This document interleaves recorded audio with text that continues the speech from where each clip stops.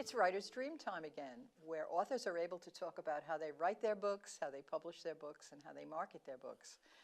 The Writer's Dream is on YouTube. We are also on a Facebook page. If you would like to ask me a question or you'd like to be on the show, please message me through the Facebook page. We are happy to answer your questions, and if you are interested in seeing how writers move along in their career and the important things they say, please tune into our YouTube channel. Today our guest is Selene Castrovilla, and Selene has written some wonderful books for young adults, and she's written some books about history. And I have a quote here from her Amazon page, which I think is great because I too am into cultural literacy. Selene Castrovilla is an award-winning teen and children's author who believes that through all trends, humanity remains at the core of literature. William Shakespeare is her god. William Faulkner and J.D. Salinger are her archangels. So, I forgot I wrote that. Yeah, I know. Isn't that funny? We have to write our own press even. Yes. Yeah. People don't understand. They think that if you write a book, then everyone writes about you. No. What a joke. No, it's better when you do it yourself, actually. Yeah. It really is. Yeah, because you get it right and you say what you want to say without being soupy. Yeah. So the book that you're going to talk to us about today is Melt. Yes. So tell us about Melt. Well, Melt is the beginning of a trilogy, but it wasn't meant to be. It was meant to stand alone. I'm thrilled to say that so many people wrote to me, particularly teens who were my primary audience, and begged me to write more, that I had to do it. I didn't want to do it. Writing Melt is was very emotional. It's a very, I call it a brutal romance. It's a very gritty, dark novel, but it's about real life, which is the thing that I think makes it darkest. I don't personally write fantasies. I'm not against them, but I just find that we live in a dystopian world as it is, and I've spent my whole life trying to figure out what is going on. Why do people? My real question is, why do people hurt each other? And that really comes through in Melt, which is about a boy who has a really dark secret. He's one of those boys that they label bad, starting out from young, and he just progressed. And when we open in the book, he's an alcoholic. He smokes pot, or they don't call it pot anymore, but I still say it. Whatever it is. Weed, yeah. I had to fix that. And he does a lot of really bad things. Oh, and he gets into very bad fights. And he's been in jail. And no one ever wants to know why. They just label him bad. And there is a reason. And it's not really a secret to the reader. It opens up with him at home. And the thing is that his father comes home. His father's a police officer, but when he comes home every day, he abuses the family. He stalks them. He terrorizes them. And he actually shoves a gun down the mom's throat in front of the kids. And no, they've never told anybody because they've been warned not to. And he's a police officer, and no one has frankly ever asked. So he meets a girl new in town, and she's attracted to him. But her friend says, "Oh, he's bad," and she said, "Well, you know, I don't really see it that way." And she wants to get to know him. So that's the beginning. So you said something that I think is very important, having been a teacher myself, is you never know what's going on in the lives of these kids. And most of the kids who are really bad have had really bad lives. Yes. There are very few kids that I've ever met in my career who are bad, just plain bad. Yes. Most of them have a really good reason. Usually it's alcoholism. Mm-hmm. And I think that you've picked a really important topic. It's funny because my books are mystery books for kids, but Annie's mother is an alcoholic. And she deals with that in the first book. And she meets a boy as well. He becomes her boyfriend. His father was an alcoholic, and together they kind of explore that issue. And I think that the books today that are written for young people, it's very important to talk about the things that touch upon the lives of these kids. I mean, we look at the younger generation, and we see that they really are growing up in a very different world. Oh, whether it be gay issues, whether it be abuse issues, So much is happening. gender bias, all the things that are rampant in our media today. Yes. But these are the things that the kids are growing up with, and it's good to speak about them. Yeah, you know, these topics really find me, frankly. You know, I had no intention of writing this book. It's not like I said, "Oh, let me set out to write a book about a boy that's an alcoholic." No, my boxing coach. I used to take boxing, and my boxing coach always said to me, "Oh, you're going to write my story.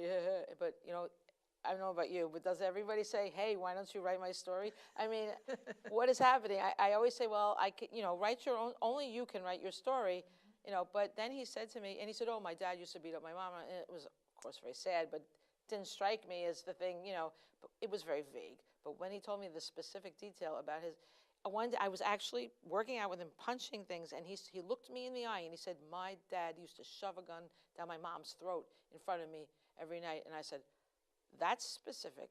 And he started telling me these stories, and you know what? The story just came. It's not like I even said, let me write it. It just started coming out, you know? So, but I think that we can all relate to these things. We don't have to have an alcoholic in our life. We don't have to be abused to relate. It's about empathy. We need empathy in this world. Empathy is the cure. Love is the cure. And really, honestly, that is my goal through all my books is to create empathy. Yeah, well, I think also what you said about the question that is in your mind is why people are cruel to each other. Why? Yeah. Yeah, well, that's... I don't have the answer, but I think that if I raise it enough, maybe people will start thinking. I just want people to think. You know, I can't tell people what to do with their lives, but books are examples, you know, whether they're good or bad, or, you know, literature is so someone can get their own thing out of it and continue on. So that's what I'm just presenting something. Yeah, I think every writer has a story. Oh, if you don't have a story, you're not a very good writer. No. What are you writing about? I have no idea, yeah. So, but this has precipitated a project in your life. Yes. Going into schools. Talk about that.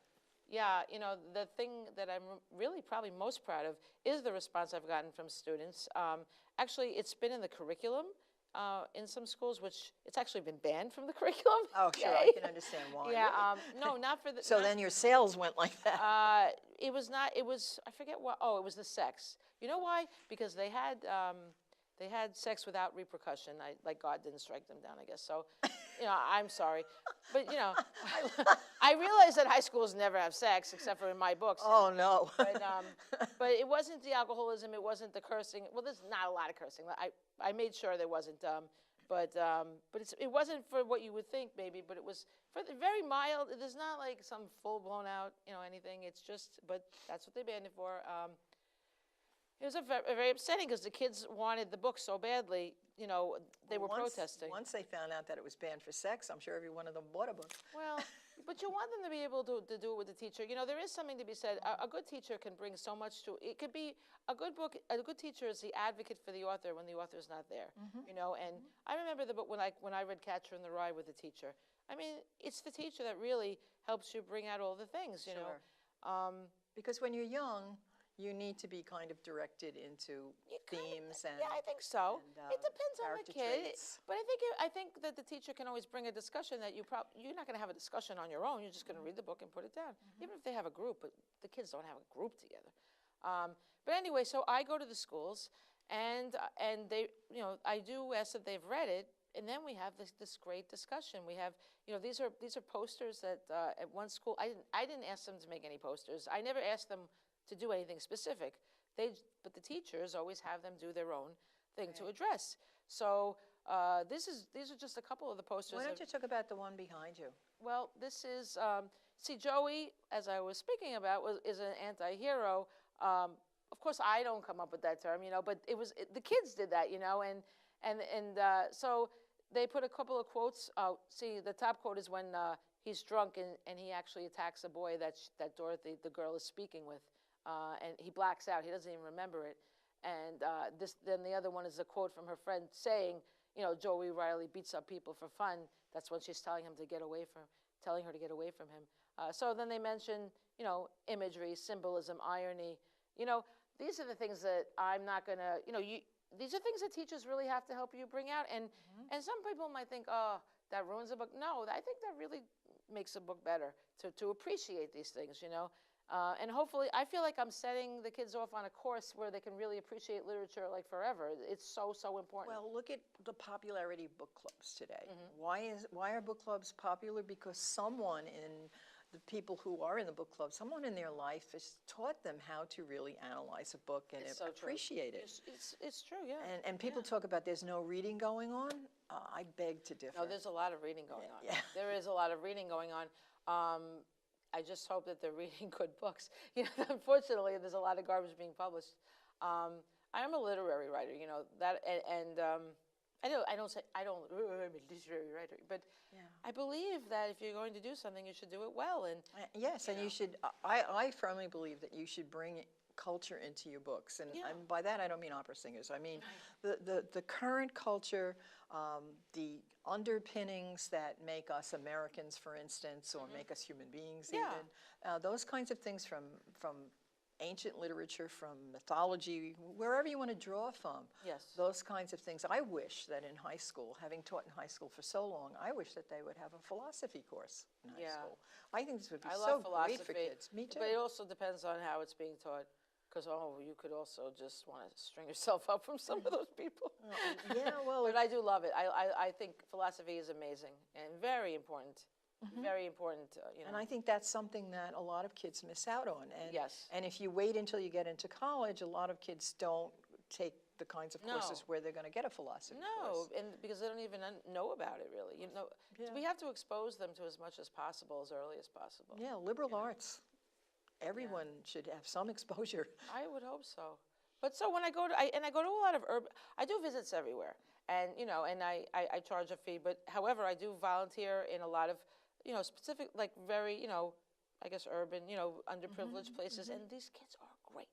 And because they've seen life. But they are so into it. And they're so, I remember one girl came up to me and she said, I like you. You're not fake. And I said, no, I'm not. And I just have the best time with them. I mean, it's really the thrill of my life to be able to work with teens. All kids. I mean, I work with younger kids with the other books, but teens don't get enough of that. Teens don't get the author visits a lot, and they need it. And they also don't have people telling them how important they are often enough, because they are the future. They are. And they are the most important people in our society, and we need to treat them in such a way that they grow into thinking, caring people. Yes, and they're really ready, And I also love writing for teens because they haven't given up. They're fresh. They're listening. A lot of times when I speak with adults, they're kind of jaded already. They're kind of lost already. They don't want to open. Oh, I don't read. Why? But teens are listening. They want to absorb it. They're really ready, and it's just the biggest shame, the crime is if they're not getting what they need when they're open, I agree. I agree. And I taught science where, there isn't a whole lot of opportunity when you're teaching science to talk about ideas and whatnot. But I manage somehow, because the kids ask questions. What you find out about kids is just what you said. They're hungry for knowledge. And even though they may overtly not want to say that they respect you and school and whatnot, but they really do, and they know that that's where the answers are. And so they'll start asking you some very pithy questions. They do, it's amazing. You don't know how to answer them because you're afraid that I'll answer them and some parent will find out what I said and hold it against me. Yeah, that's probably getting worse and worse these days. It is. Yeah. It is, yeah, absolutely. But the kids themselves, I mean, they say the most amazing things. I mean, I have a 22-year-old and a 17-year-old, and they were my first, audiences, and and they're friends, and it's just amazing. Like, I still love to hang out with my son's friends. My little one gets very annoyed. It's like, why don't you go away? I'm like, well, I'm having fun with you guys. My older one was a little more accepting of it. Yeah. But I just think teens are the best. And honestly, I'm in Arrested Development myself. I mean, don't you think that the things that happen to us when we're growing up, they haunt us? We are working on these issues for the rest of our lives. They absolutely cloud everything. So I think that these books are, so adults read these too. I get a lot of reviews on Goodreads from adults, a lot. And of course teachers read them, but just regular, a lot of people read YA. There's nothing wrong with YA. I mean, before there was no label. It was just, now there's a label, there's a teen protagonist. But I mean, when The Catcher in the Rye was written, there was no label. To Kill a Mockingbird, there was no label. And I think we all can identify, because we all have these things that happen to us in one way or another. And the nice thing about young adult literature, if it's good young adult literature, is problems are presented more simply. Yeah. and people deal with them more simply. There's a lot of adult books. There's so much going on in the book that sometimes the issues are just clouded. Yeah, I don't like it when a book takes so long to get to the root of it. I like to jump right into the action. Me too. I do. Me too, absolutely. And I find the same thing with my books, is that adults like the books because they're, the plots are really adult. I deal with them on a level where there's no bad language, there's no sex, because of... I'm trying to write a middle grade. Let's see how it works. I know. It's tempting. Well, I said that my last Annie Tillery, which was the fourth one, is the last Annie Tillery, and if I pick her up again, she's going to be an adult. Because I'm tired of keeping the adult types of situations out of the books. Yeah, tough. It's very tough. It's very tough. So I don't know. And then because I taught biology, I guess I'm pretty conflicted on the whole issue of sex and how you deal with it with kids. Well, honestly, they're doing it, and and I wish they weren't. But I don't put it in I put it in when it seems like it would be normal. The first time, I did it, the first time I did it in my book, The Girl Next Door, the boy was dying of cancer, and I just couldn't see a boy dying of cancer without wanting to have sex, And that's a beautiful thing. It is, and it's not glorified, it just is, and it's just a part of the plot if it needs to be. But that's the problem. It's part of human beings, and it's part of our culture and whatnot. And it's not a bad thing. No, it's not a bad thing. We wouldn't be here if it wasn't. I do wish that people would put a little more thought into it. They're in love when they're doing it. I do like the idea of caring about somebody. I don't like the way they're doing it so casually. It's a really big problem. No. And if they become caring people, they'll realize that. Once you start doing that, just random, it's just not good. It just sends you on a bad path, and I really worry about these girls. I do, and I hope when I try to, if they read this, they're going to see a loving relationship, and I do really believe in loving relationships for that kind of thing. I did the same thing with my books. I created the perfect boyfriend.